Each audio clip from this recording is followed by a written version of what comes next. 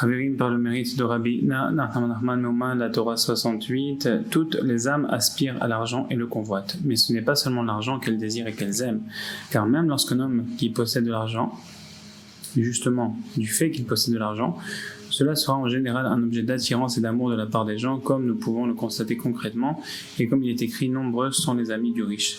Ce phénomène s'explique du fait que l'âme provient d'un lieu élevé, d'où l'argent provient aussi, donc la potentialité, franchement, avant de descendre peu à peu et de se matérialiser.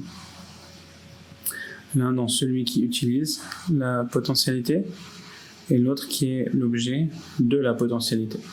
En effet, il est certain que l'endroit originel d'où descend l'argent relève de la sainteté et du flux d'abondance sainte. Ce n'est que par la suite qu'il se matérialise en bas selon le principe de l'enchaînement pour devenir de l'argent. C'est pourquoi l'âme aspire à l'argent dans la mesure où l'âme provient d'un endroit dont l'argent est issu également. Il faut néanmoins se garder de convoiter l'argent. Comme on a déjà expliqué à maintes reprises l'ampleur du défaut de l'appétit de l'argent, il faut exclusivement aspirer au lieu d'où provient l'argent, c'est-à-dire d'où il est descendu. C'est de ce point de vue que Rabbi honorait les riches, comme l'ont dit nos sages de mémoire bénie, parce qu'ils possèdent de l'argent et l'argent provient d'un endroit très élevé. De plus, sache qu'il sied à tous les membres d'Israël de posséder de l'argent. Mais il existe un trait de caractère qui leur fait perdre cet argent et qui constitue un défaut méprisable et grave et dont il est très difficile de se préserver. Et même si un individu voulait s'en préserver, et en particulier si son intention en voulant s'en préserver était l'appétit de l'argent afin de ne pas perdre cet argent, malgré tout ce défaut déjà très fort dans son enfance et dans sa jouvence lui fait perdre ainsi l'argent qui devait lui revenir. Ce défaut, c'est la colère. C'est elle qui fait perdre et qui annule l'argent qui lui est normalement dû, chas v'shalom. En effet, le point de départ de la descente progressive, le lieu où l'argent descend peu à peu, relève exactement de la même dimension que celle de la colère. C'est pourquoi, en fait, c'est comme du feu. Parce que vous voyez, en fait, qu'est-ce qui crée toutes les ressources naturelles du monde? C'est Akadosh Baruch Hu, mais ça passe par le soleil. Et le soleil, il va réchauffer la planète avec une combustion nucléaire, de fission nucléaire avec de l'hélium. Et bon, techniquement, ça va faire que le soleil, il brûle. Et c'est ce feu constant qui va envoyer la lumière à la Terre, qui va réchauffer la Terre et qui va permettre à la subsistance et à la nourriture d'exister, ainsi que toutes les ressources naturelles, ou presque. Et finalement, qui va permettre de commercer. Donc c'est aussi la source, entre guillemets, du commerce. Et c'est la raison pour laquelle le feu de la colère, c'est le même que le feu nourricier, si on peut s'exprimer ainsi. C'est pourquoi, lorsque le tentateur, c'est-à-dire le Yetzirah, remarque la descente d'un flux d'abondance vers un homme afin qu'il reçoive de l'argent, le tentateur descend lui aussi et lui occasionne de se mettre en colère. Ainsi, il refaçonne en colère le flux d'abondance lors de sa descente progressive qui aurait dû procurer de l'argent à cet homme. Parce qu'en fait, quand l'homme sent qu'il est chauffé, alors il veut chauffer encore plus. Mais quand la Neshama, elle sent qu'elle se fait chauffer par un flux d'argent, il ne faut surtout pas qu'elle s'énerve parce qu'elle va brûler le plat et il ne pourra pas manger. Vous comprenez un peu l'analogie. En effet, la colère et l'argent relèvent exactement d'une seule et même dimension au niveau de l'origine de l'enchaînement. Il n'existe entre eux aucune différence puisque les deux descendent des rigueurs et émanent absolument. Donc le feu émane absolument d'un même endroit de l'ordre de l'or provient du nord, l'or, rouge, feu, rigueur. Et c'est du nord que le malheur éclate. Où il s'agit de la colère, comme indiqué dans le verset, chasse la colère de ton cœur et éloigne le malheur de ta chair. Aser kas milibecha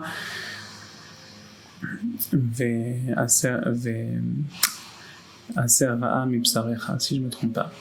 En effet, l'argent et la richesse relèvent de la muraille, choma.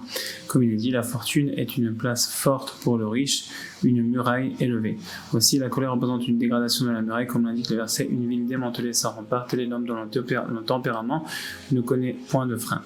Ainsi, lorsque le tentateur aperçoit la descente progressive d'un flux d'abondance d'argent vers un homme, correspondant à la muraille comme nous l'avons dit, il lui refaçonne en colère à partir de ce même flux, en lui occasionnant une circonstance de se mettre en colère, de telle sorte que cette colère ébrèche la muraille. En effet, la colère et l'argent relèvent d'une même dimension à la source de l'enchaînement, comme nous l'avons dit. C'est pourquoi il lui est facile d'inverser la concrétisation progressive du flux d'abondance en argent de l'ordre de la muraille en colère exact opposé de la muraille. Il refaçonne alors Choma, muraille, en Chema, Kourou, transformant l'argent en colère. En effet, la source originelle d'où descend l'argent peu à peu est le même endroit où provient l'âme, de l'ordre de son âme aspire lui, parce que l'âme c'est comme un feu. C'est marqué aussi ailleurs, et Hachem ton Dieu est un feu dévorant. L'âme qui est une partie d'Hachem est aussi un feu. Qui est dit au sujet du salaire d'un employé, donc son âme aspire à lui, d'accord, qui est dit au sujet du salaire d'un employé journalier car il aspire à son salaire. Et ainsi qu'il est écrit ailleurs, nous apporterons notre pain avec nos âmes à leur risque. C'est pourquoi l'âme le désire et le convoite, mais par la colère, l'homme perd son âme comme il déchire son âme dans sa colère, comme rapporté dans le Saint Zohar. En outre, sache que même si le flux d'abondance a atteint l'homme, qu'il s'est déjà matérialisé en argent,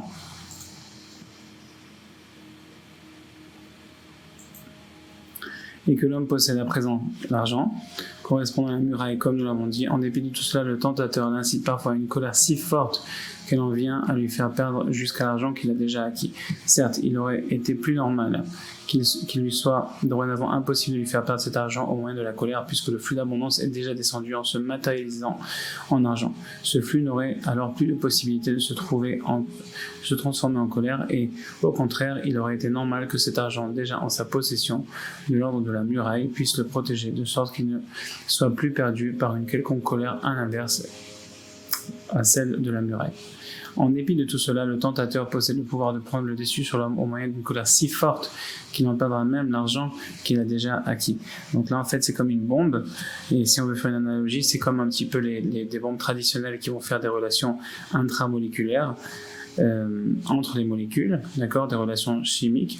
Par contre, quand une personne vraiment va déchirer son âme dans une colère terrible, c'est comme un peu une bombe nucléaire qui va carrément casser ce qu'il a déjà acquis, ce qui est déjà acquis dans son atome, dans son individu même.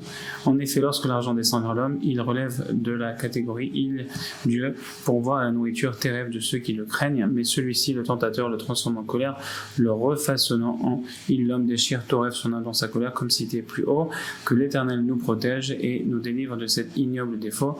Amen. Keni Ratzon, Hashem. Amen. Que ceci soit sa volonté par le mérite de Rabbi Nachman Nachman.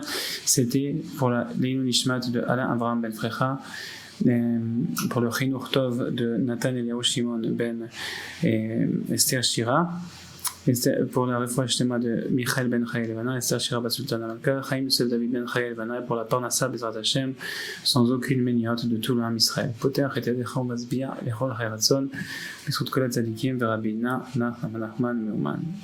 Merci d'avoir été avec nous. Rendez-vous sur likotemoran.com.